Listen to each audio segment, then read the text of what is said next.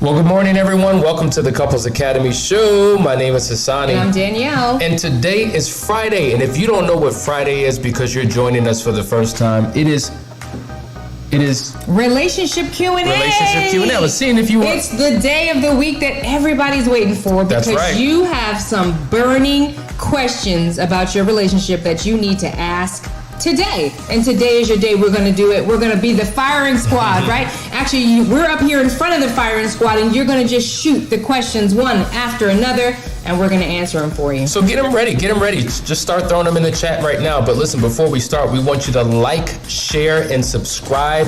There's so many of you who need to know about this, but you have friends and family and coworkers and other people who are going through situations. So share it with them. Be a blessing to them so that they can get what they need for their relationship. And make sure you hit that notification bell. It's going to let you know every time we go live so you do not miss a beat. There it is. Listen, I just want to remind you the Last Chance Weekend is coming up. We filled up the first one, which is the 20th through the 22nd, so we just opened it up again. The 29th through the 31st of this month, you can simply go to the website to find out more information. But let's show you a quick commercial about that weekend.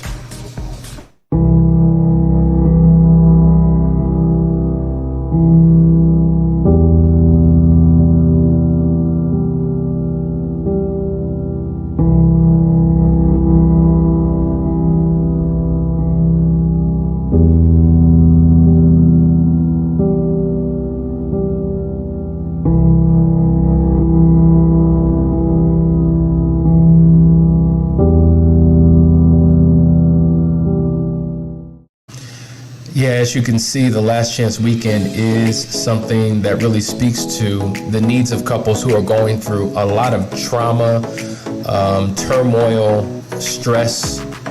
There's a way you can overcome what it is you're going through. Now, we were once there. We know what it's like. And if we didn't have an outlet, if we didn't have help, we wouldn't be here today. Yeah. So if that's you and you're looking for something different in your relationship, but you just don't know what to do or how to do it, consider the Last Chance Weekend. Yeah, the Last Chance. I'm sorry, babe. I didn't mean to cut you off, my king. I did not mean to cut you off. See what happens when she gets a little bit of help? Do you see what happens with the Last Chance Weekend? It gets you some act right. But you know what, guys? It brings so much hope, that Last Chance Weekend, and you get all the tools that you need to move forward. So sign up if that's you. And you know what? If you're in different states, different countries, none of that matters. It's virtual. You can attend. You can fit it into your schedule. Make it happen. So I just want to welcome some people. Thank you guys for joining us for Relationship Q&A. I'm going to say hello to everyone. Welcome. I do see a few people that I want to call out. Hey, JD, still waiting to hear from you and your wife. E, good to see you this morning. Clarence, good to see you. And hello to everyone. We want to jump into some questions. Do we have a question, Hassan? We do have a question, but we'll be right back after this quick intro and we'll get set up for you guys. We're Hassani and Danielle Pettiford, founders of Couples Academy, a private practice dedicated to saving marriages around the world. We're not just recognized authorities on relationships. We're a real couple with real problems who almost called it quits. We have 4 children, going on 20 years of marriage, and we practice what we preach. Our mission? To change the way couples relate to one another and teach them the skills needed to improve the quality of their relationships. This is the Couples Academy show. All right, guys, we're talking about all types of topics. If you want to talk about parenting, if you want to talk about intimacy, communication, conflict resolution, infidelity, how to prevent a divorce, whatever that may be, this is your opportunity to get that question in. But first, we want to go to Stephen. Stephen from Hershey, Pennsylvania has a question. Let's hear it. Hi, Hassani and Danielle. How are you guys having dates now that we're in a pandemic? What do you guys do to keep things fresh and have fun with each other when we're in the middle of lockdowns? That's a great question, isn't it? I think we all would resonate with that, and we're all trying to still figure out how to shake it up and have a little bit of fun. We actually talked a little bit about this yesterday, and I even shared it in my story, some of the things that we do. But yesterday, Hassani and I went out for a drink and drive. but it's legal. It's actually us going to Starbucks, our daily morning ritual. We actually did that early this morning.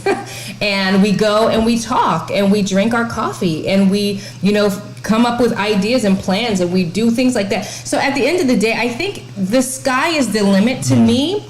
Interestingly, even though we're in the midst of a pandemic and we've got COVID out here, it's some of the safest times to go out and do things just you and I, because there's nobody around. That's true. I mean, you literally can have a park to yourself, a restaurant to yourself, You sure can. a hotel lobby to yourself.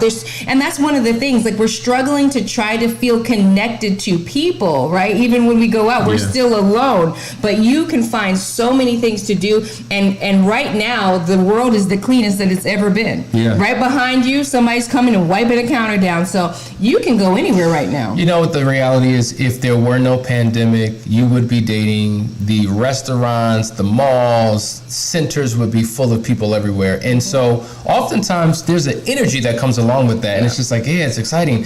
But during the pandemic, there is none of that. And so those distractions are no longer there, which allows you to zone in on your partner and really connect in a way that you typically wouldn't. I remember we stepped out, ventured out, and went to the mall, and we could not believe it was literally empty. There was no one in the mall. So that's good news and bad news for other reasons, but those are things you can do. Also, around your home, there's so many things that you could do. Do you know that the home stores are booming right now because people are going and buying pillows and getting hammocks? Well, not right now because it's cold, but getting things to fix their homes up. Going outside and roasting marshmallows around brand new fire pits, spending time outside. There's so many things you could do around the house and in your yard, playing games, making a romantic evening. Somebody suggested it yesterday. They said, get a big screen TV, pay for a live concert, and set up a romantic concert for you and your wife. That's a phenomenal idea. So there's tons of things that you can do. And then think about it. You can even do it kind of virtually. You have other friends in different homes. You all could be watching it together and connecting and talking about how great that concert is. That's a good idea. And you know what? There are certain states that are more restricted than other states. Here in Georgia, you would never think that there's a pandemic in comparison to other states where everything's on full lockdown. So I think the idea of really taking advantage of your home is critically important. So those inside dates are amazing. So great question, Stephen. We have one more question we want to go to. I believe it's Melody. Melody, what is your question for us? Hi, Hassani and Danielle. For someone that is planning marital bliss on the near horizon, I wanted to know exactly what advice do you give to newlyweds? Now, that's a phenomenal question, okay? So I'm going to give advice that I wish every newlywed couple knew before they said I do, and that is get premarital counseling. In fact, I would say before you get engaged, get pre-engagement counseling. I think what happens is once you've made the decision to get married and you have a date set and you're working towards that, that wedding day, premarital counseling is more of a checkoff. You've already made the decision. And so no matter what comes out in those sessions, no matter what comes out, you're like, okay, well, we'll deal with it, we'll get through it, and then you just race to that day. And I think a lot of times there are a lot of missed opportunities in terms of what you need to address and resolve in that relationship, because sometimes it's done too late. A lot of times when we get phone calls for people who are getting married, literally they want to start counseling 2-3 months prior to the day. And there's crisis they're dealing with. And, it's interesting. Once you get engaged, it's almost like that's like the fork in the road right there. Either we're going to move all the way forward or we're not because of issues. And so I would say get into a good program. We provide a very thorough, comprehensive unpacking of what a relationship should look like before you say I do, because we work with so many couples who are in crisis. So we know what to tell you to avoid, to prevent, to not do, and to begin to do so you don't wind up in a crisis situation. Yeah, and I would only add on top of this that historical honesty is so important, and that's one of the major reasons why couples end up in so much crisis, is because they did not go and have that marital counseling, which is like excavating and digging and unearthing all of the problems, and not just the problems that were in the relationship that you discovered however long you were dating, but the problems that you came into the relationship with that rear their ugly heads later on down the line. And so it's so important for you both to be on the same page about that, to have 100% transparency and be willing to have somebody lead you through that process, so that when you start your marriage, your first day, you are starting at ground zero. There's nothing behind you that's going to come up and scare you to death. There's nothing to worry about. All you have to deal with is what's in front of you. Also, so definitely get into some counseling. That's an excellent point. Also, I would say this. If you live geographically far or at a distance from your partner, because a lot of times people are bi-coastal, they live in different states, they've been engaged, and the main focus of their of their relationship has been communication because they've been distant. We always encourage, listen, move in close proximity of each other for a few months before you get married. Because you only know that person in a two-dimensional way. You only know them through phone, through Zoom, through Marco Polo, through FaceTime, and occasional visits back and forth. But when you're around someone long enough, it transitions from interview, because that's what a conversation is: question, answer, question, answer, question, answer, and then you're engaging in conversation and you're knowing them in a two-dimensional way, to now being around them more and experiencing them. I think it's important to experience that person. You want to know what their habits are, their idiosyncrasies are. You want to know about their family, their friends, their environment, how they do what it is that they do. Those things are critically important, because that's what you're going to be dealing with once you say I do. And so I think spending time in physical proximity with each other is critically important. And then interviewing family. And I don't mean like take out a notepad and pen and start asking questions and interviewing, but observe. Play detective and act naive, right? I want you to write that down. Play detective, but act naive. Because you want to know what's not being revealed, because we're all onions. And people peel back their layers little by little by little when they're comfortable. Yeah. And I'm going to tell you, it goes back to that historical honesty, Danielle. A lot of people don't tell all they need to tell. We put our best foot forward because that represents the best of who we are. And what that means is that we're hiding that other foot with the crooked toe, the bunions, and the corns, because that represents the worst of who we are. And so we say, if you're going to be married, and this is my last point, you should be together for a minimum of 1 year. You want to see that person in all 4 seasons. How do they act and show up in spring, summer, winter, and fall? Like, you want to see them in their good times. You want to see them in their bad times. You want to have conflict. You want to have an argument, because you want to know emotionally, how do they react and respond? You want to talk about shared values, okay? Our relational code of ethics. Do we think the same way? Do we have the same belief systems, the same creed, the same a way of thinking as it relates to important things? What about the future? Do we want to have children? What about finances and career? Like, there's so many different things that you can do. One of the books that we have that we give our clients is Intellectual Intimacy, Questions for Couples and Couples to Be, because you need to ask some serious questions and know all the answers as much as you can before you say I do, so you're making a decision that makes sense. Powerful. Very, very powerful. Let's go to another question here. It's Maria. She says, we have been together for 8 months. We love each other, but he just confessed he has an addiction to cocaine. I want to help him. He is currently working on getting help. It's something that I'm struggling with. Do I jump ship like my friends advised? Wow. Do you want to jump on this, or should I? You can start. I'll finish. So here's the deal, guys. You know, it's interesting, the question, and my heart and mind goes to the person who asked the question, because what I have found is that those that tend to attract these type of situations in their lives have a habit of doing so. Here you've been dating this person for 8 months. And you love him, you care about him. He's confessed that he has a cocaine addiction.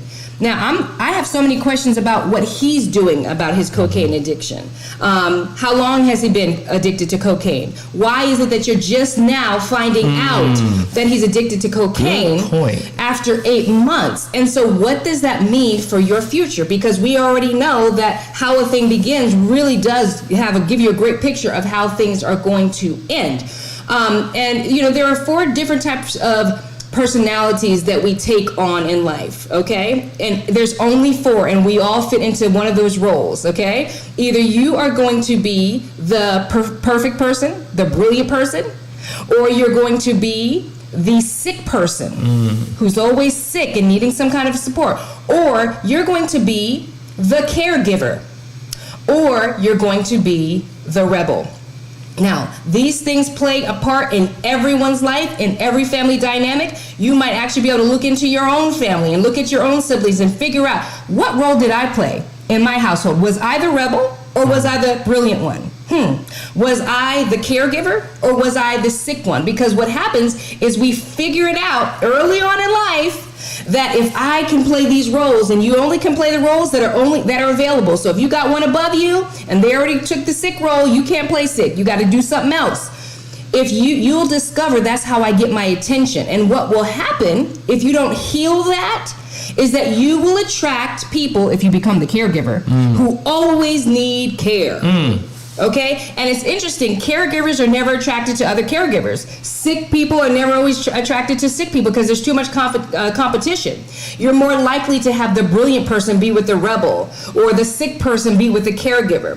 And if you have found in your history that you're always attracting someone to be cared for, to be supported, some insurmountable task that you can't fix because you cannot fix someone else's addiction, then that is an indication that there's some deep work that you need to do. Wow. That's powerful. Yeah. So I hope that you take heed to what she just said. Listen, you need to watch the replay and listen to what she just said. Take notes and process it.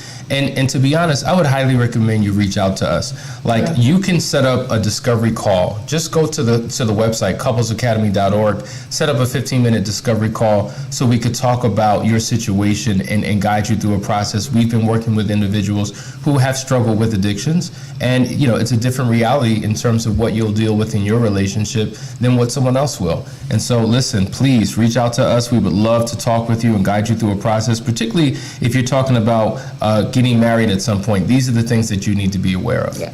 Let's go to another question. Ty G says, and I think I've skipped a few because they can't keep coming in. I'm still hurt and full of resentment after finding out about my spouse's infidelity. It makes me second guess everything. I don't know what to do. Yeah, and that's a very common response, because when you find out about an affair, it's almost like you feel like you've just suffered a serious blow. And not only do you not trust your partner, you begin to not trust yourself. How did I not see this? What was I not aware of? I have discernment. I have a pretty good inkling. How was he able to do this without me discovering it? And so everything comes into question. And so you'll remain stuck in that pattern unless you do something about it. See, a lot of times people say, well, you know what? I'm not sure if I'm ready for counseling. I'm not sure if I'm ready to go through a process yet. I need time to think about it. I need time to process it. And so my thing is like, well, if you're processing it on your own and thinking about it on your own, most likely you're going dark in terms of your thoughts, and now you're going to begin to negatively emotionalize your thoughts, and then it will justify your reason to disconnect, to shut down, to build a wall up, to just leave. And so that's why whenever you're in this place, you want to get help as soon as you possibly can, because this is not something that you can resolve on your own. You can't, listen, we say this all the time. If you're seeking to restore your relationship with your spouse, you certainly cannot be in the driver's seat, and your spouse cannot be in the driver's seat. Both of you need to be in the back seat with your seatbelt on, and you need to allow somebody who's guided other couples through the process to be behind that wheel, because there are steps that they're going to take you through that you're not even aware of that you need.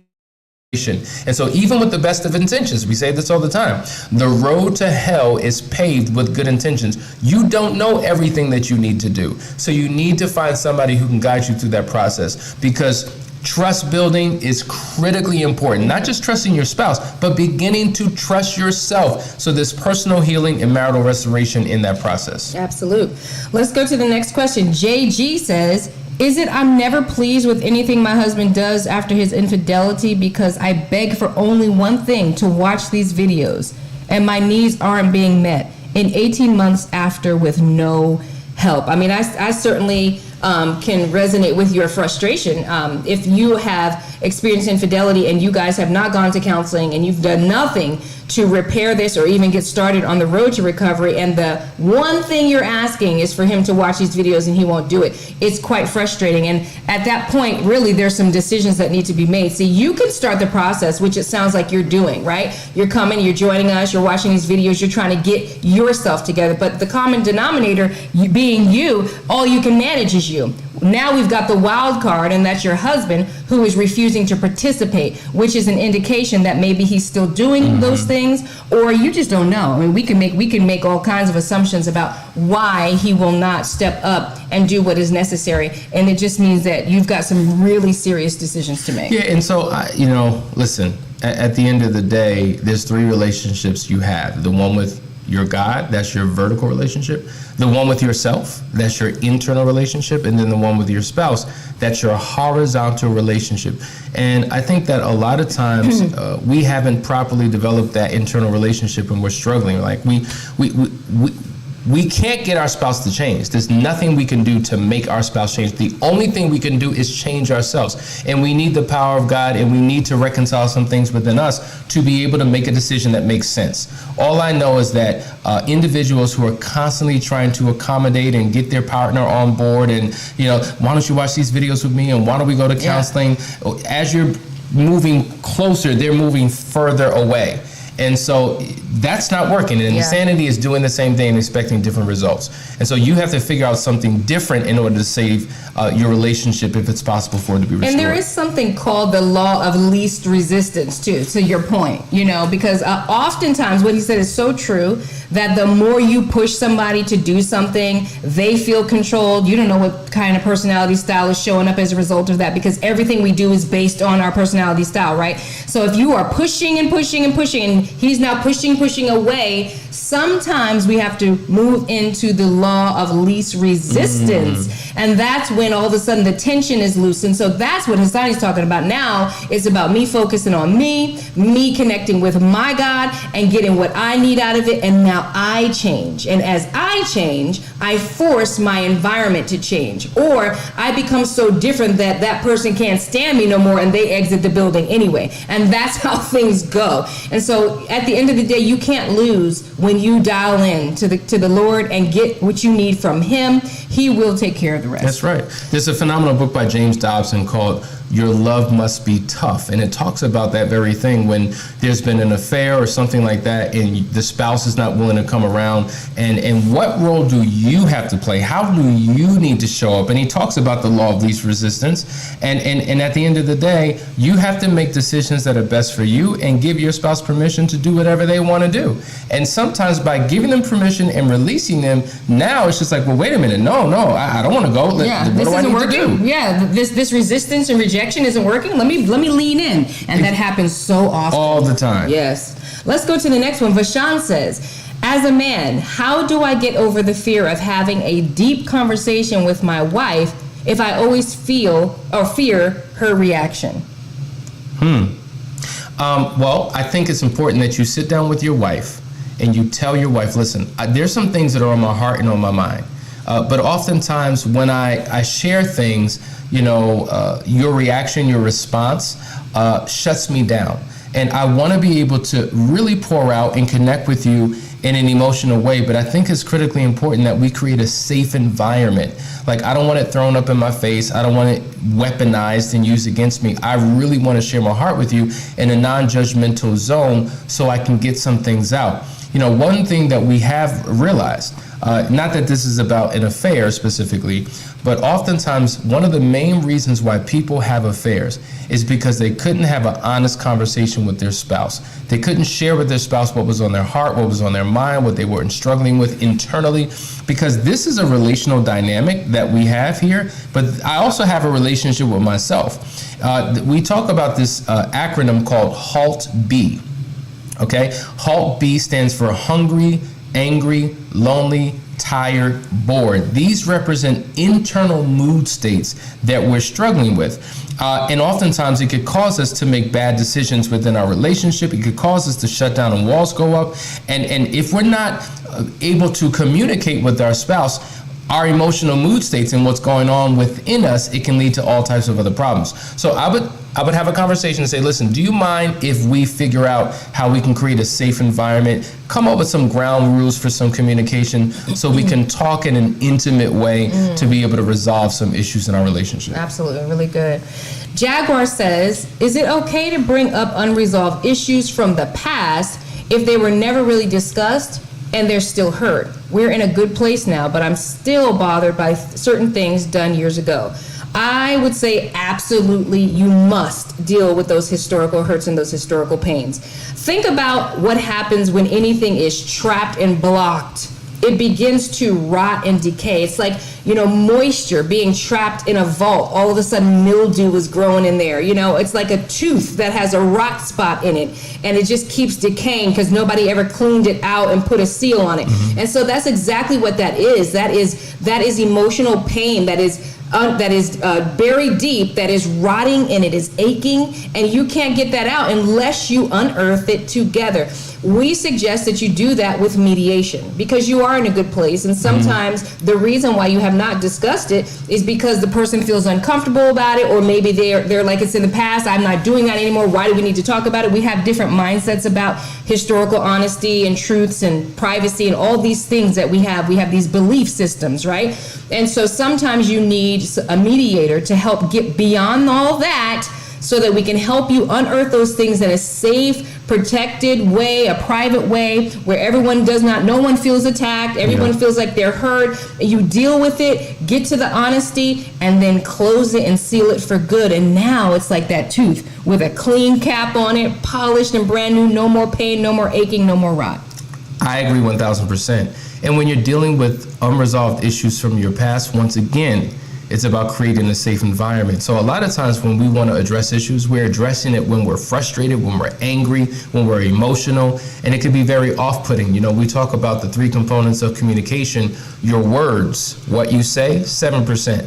Your tonality, how you say what you say, 23%. Your body language, facial expressions and gestures, 70%. And oftentimes our body language and our tone could be so off that it shuts our spouse down. So you have to know how to preface the conversation.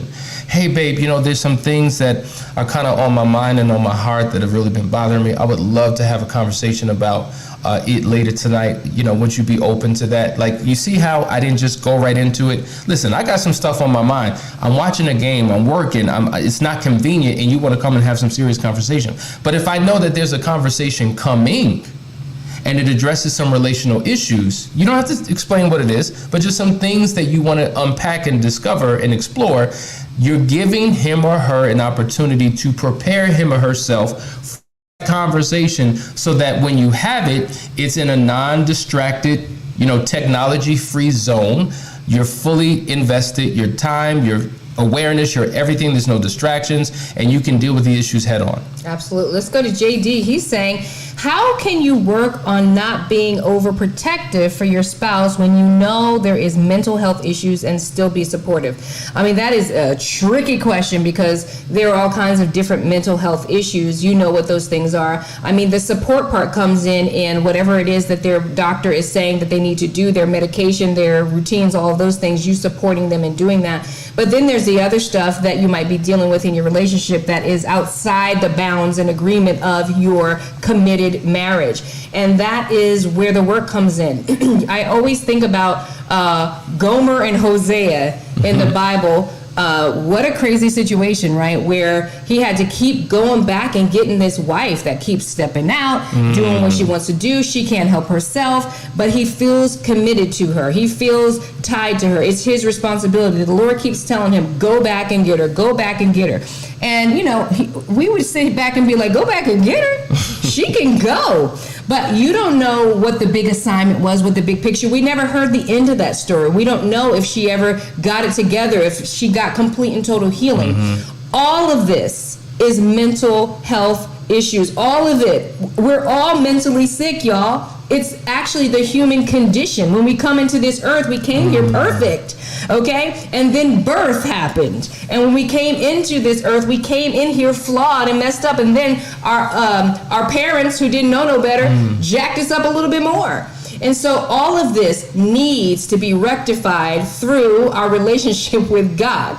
And so it's like we look at things and we judge, okay, infidelity, mental health. What am I willing to stick with till death do us part? You see? We have all these different opinions on what's worthy of sticking it out. And what it is get what you need to get out of it. We have to stop thinking that we're going to somehow avoid hurt and pain, ever. Hurt and pain is necessary. We are all going to feel it. We have all felt it. I mean, raise your virtual hand if you have not. Exactly. Nobody raised their hand. So understand that pain is a part of life, and it's what you do with it that will determine what you get out of it. I hope that answered your question. At least jog something in your mind to give you some insight on what you should do. You are coming with it today, Danielle. I had my coffee. I told you I need my coffee before the show. Well, you got a vente today. Maybe that's the difference. You used to a grande. This is a vente, so we need to get it. Listen, ultimately, we're talking about having a better marriage. There's a video I want to show you about the importance of you having a better marriage and what you need to do to make that happen. So stay tuned. We'll be right back after this quick commercial break. Sign up today for the Better Marriage Club and receive exclusive access to the private Facebook group to get your questions answered and your problems solved. Access to our marriage library of live seminars. Watch the Couples Academy Daily Show. Call the help hotline for laser coaching.